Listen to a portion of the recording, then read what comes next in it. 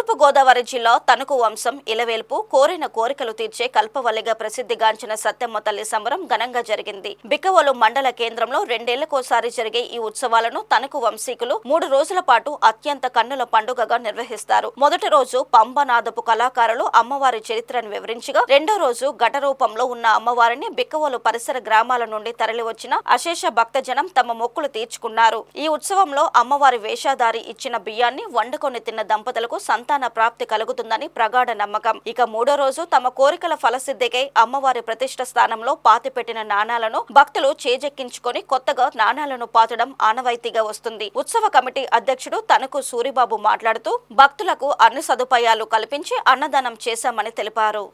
బిక్కవోలులో వెలిసిన గోరపల్లి రోడ్డున ఈ తణుకువారి సత్యమ్మ తల్లి సంబరం 2 సంవత్సరాలకు ఒకసారి చేస్తామండి.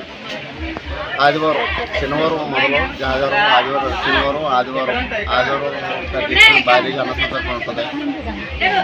ఎవరిని అమ్మవారు ఎప్పుడు కూడా ఎవరిని రూపాయి అడగదు, అంతా ఆవిడ చూసుకుంటుంది.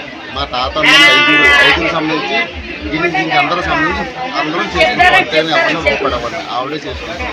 ఆదివారం నిమిత్తం 15 మంది సోమవారం పాలు పొంగుతామంటే అమ్మవారి నాణ్యాలు ఉంటాయంటే 3 బాధ్యత నాణ్యాలు. ఆ డబ్బుల కోసం చాలా మంది ఉంటారండి. చాలా ఇదిగా చాలా ఇది ఉంటుంది. ఆదివారం